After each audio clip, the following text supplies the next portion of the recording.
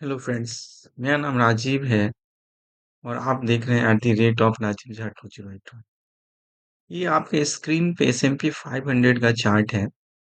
इसके अंतर्गत यूएस के 500 स्टॉक लिस्टेड है और अगर आप ये देखेंगे तो यहाँ पे भी लगातार मार्केट में ये इसका हाई अगर आप देखेंगे तो 6923 था और इसने जो लो जो बनाया है वो लगभग 6332 का लो बनाया, तो मतलब ऑलमोस्ट 600 पॉइंट की यहाँ पे गिरावट हुई थी।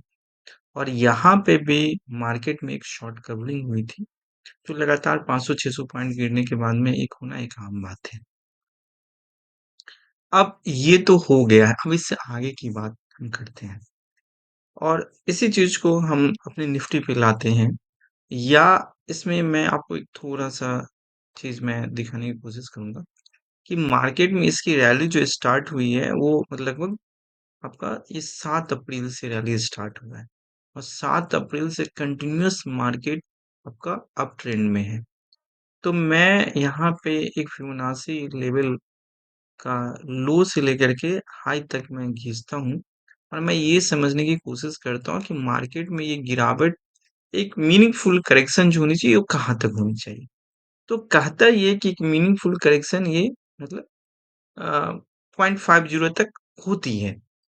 बट अगर मैं 0.50 तक की बात अगर नहीं भी करता हूँ तो एट लीस्ट कम से कम 0.23 से लेके बाद में बहुत माइल्ड होता है 0.23 और उसके बाद में जो होता है वो 0.38 तक का होता है। मतलब यहाँ तक तो एक माइल्ड करेक्शन मतलब 6000 मतलब 1000 पॉइंट की गिरावट तो मतलब होना कोई बड़ा चीज नहीं है और होना चाहिए इसलिए क्योंकि अभी यूएस मार्केट में ऑलमोस्ट जितने रेट कट होने थे वो हो चुके हैं।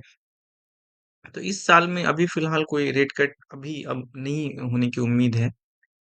तो मुझे लगता है कि मार्केट में एक माइल्ड करेक्शन अभी होना चाहिए, ठीक है? लेकिन ये मार्केट है, तो मार्केट में कुछ भी हम 100% श्योर नहीं बोल सकते हैं।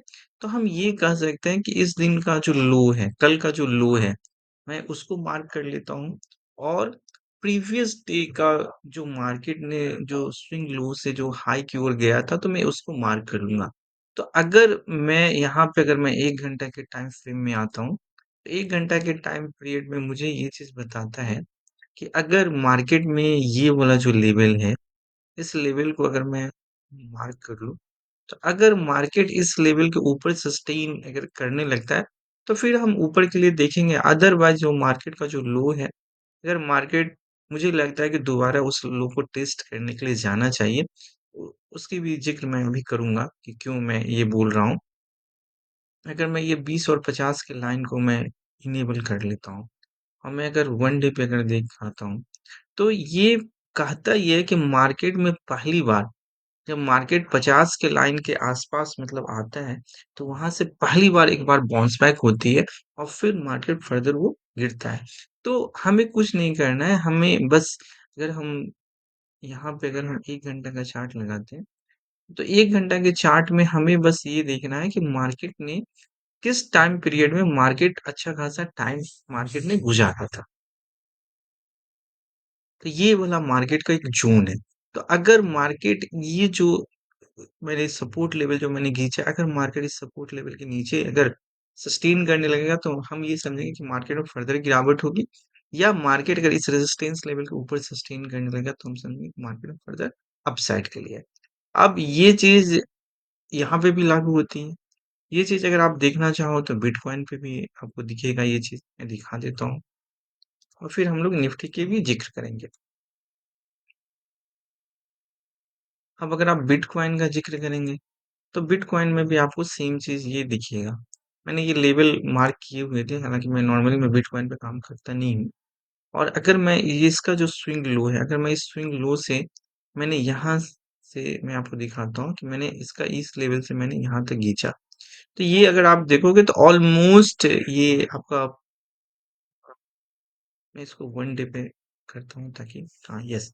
यहाँ से यहाँ तक मैंने जो खींचा है, तो ये आपको दिखेगा कि ये आराम से 0.50 के आसपास में ये आया है।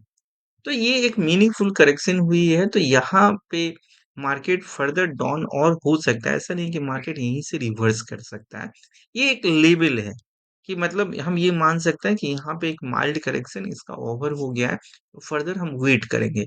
तो अगर हम 1 घंटा के चार्ट की अगर बात करते हैं, तो 1 घंटा के चार्ट में ये वाला जो ज़ोन है,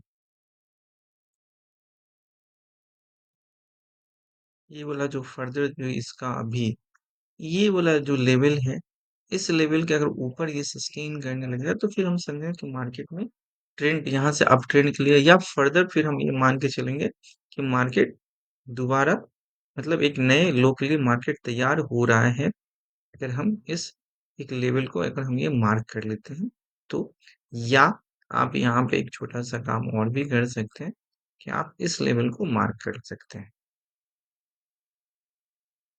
मतलब ये कि अगर ये 1,05,000 का जो लेवल है, अगर इस लेवल के नीचे में अगर मार्केट सस्टेन करने लगेगा तो फर्दर हम ये मानेंगे कि मार्केट में गिरावट है, अदरवाइज यहाँ से एक शॉर्ट टर्म में पुल बैक होने के चांसेस है। अब ये चीज हम अपनी निफ्टी पे देखते हैं कि हमारी निफ्टी पे ये कितना काम कर रहा है। तो अगर हम अपनी निफ्टी के चार्ट पे अगर हम देखते हैं, तो निफ्टी के चार्ट पे आपको दिखेगा कि ये 1 घंटा का चार्ट है, और 1 घंटा के चार्ट पे अगर आप देखोगे तो मार्केट का मैंने स्विंग लो से मैंने यहाँ से लेकर के मैंने यहाँ पे लगाया। तो आप देखोगे कि हमारे मार्केट में भी 0.50 का 1 आवर में एटलीस्ट कम से कम ये माइल्ड करेक्शन कंप्लीट हो गया था। और एक जो बाउंस बैक जो आई थी वो उसी कारण से आई थी जो मैंने आपको कहा कि अगर वन डे में अगर हम चार्ट में आते हैं, तो वन डे के चार्ट में आपको ये बहुत सारे लेवल है, ये लेवल आपको मैं बताऊंगा फर्दर कि मैंने क्या खींचा हुआ है। तो आप देखोगे कि यहाँ पे एक माइल्ड जो है सो मतलब ये करेक्शन इसका पुल बैक का मतलब ये हो गया था, और यहाँ से एक माइल्ड करेक्शन यहाँ से बनता था, जो कि यहाँ पे एक बना। अब यहाँ से फर्दर लेवल हम क्या निकाल सकते हैं, तो 15 मिनट के टाइम फ्रेम पे जाते हैं तो मार्केट ने एटलीस्ट कम से कम 1 2 3 4 5 6 7 8 मतलब 2 घंटा मार्केट ने इस रेंज में गुजारा है। तो अगर मार्केट इस लेवल को अगर मार्केट 25,460 के लेवल के अगर नीचे सस्टेन करता है, तो फिर हम मार्केट में फर्दर गिरावट के लिए सोच सकते हैं। या मार्केट अगर आपका 25,549 के ऊपर अगर सस्टेन करता है, तो फिर हम मार्केट में फर्दर अपसाइड के लिए देख सकते हैं। ये तो हो गया आपका इंडेक्स का। अब मैं यहाँ पे कुछ स्टॉक्स की बात करूंगा जो मार्केट को ड्रिवन करता है। इसमें से पहला है आपका एचडीएफसी बैंक। तो आप एचडीएफसी बैंक को देखेंगे तो ये आपको यहाँ पे दिखेगा कि मार्केट में ये जो है सो ये जो 50 का जो लाइन आपको दिखेगा कि मार्केट में 50 के लाइन के आसपास ही आ रहा है, और वहीं से ये बाउंस बैक हो रही है। तो मार्केट में पहली बार मार्केट जो है वो उस लाइन को नहीं तोड़ता है, वहां से एक माइल्ड बाउंस बैक आती है। तो अगर मार्केट इस लेवल के लो को अगर मार्केट ब्रीच करता है, तो फिर हम मार्केट में फर्दर डिक्लाइन की बात करेंगे, या हो सकता है कि अगर ये अप ट्रेंड में आए, यहाँ से बाउंस बैक आए, तो हो सकता है कि मार्केट यहीं से रिकवर करने लगा, क्योंकि निफ्टी में इसका इंडेक्स में इसका जो वेटेज है लगभग 10 से 11% के अराउंड में इसका वेटेज है। और अगर रिलायंस के चार्ट की बात करते हैं, तो रिलायंस में आपको दिखेगा कि रिलायंस अभी ऊपर ही सस्टेन कर रहा है, और रिलायंस तो अभी 20 के लाइन के आसपास भी नहीं आया है। तो मुझे लगता है कि शायद रिलायंस में एक माइल्ड करेक्शन आना चाहिए, और एटलीस्ट कम से कम 1442 और से लेकर के ये आपका मतलब 1400 के लेवल तक आना चाहिए। तो रिलायंस को आप शॉर्ट करने के लिए देख सकते हैं। अदरवाइज मैं ये कहूंगा कि अभी कल का जो मार्केट है वो हमें मतलब एटलीस्ट कम से कम 1 घंटा वेट करना चाहिए, और 1 घंटा के में वेट करने के बाद में हम देखेंगे मार्केट में अगर आप दिन भर बैठेंगे तो मार्केट आपको अपॉर्चुनिटी देगा। तो ये कोई ज़रूरी नहीं है कि 9:15 में मार्केट खुले तो खुलते देरी मुझे 9:15 के बाद में तुरंत मुझे शॉर्ट करना है या बाय करना है। एटलीस्ट आप थोड़ा वेट करिए, मार्केट आपको डेफिनिटली अपॉर्चुनिटी देगा। That's all, thank you.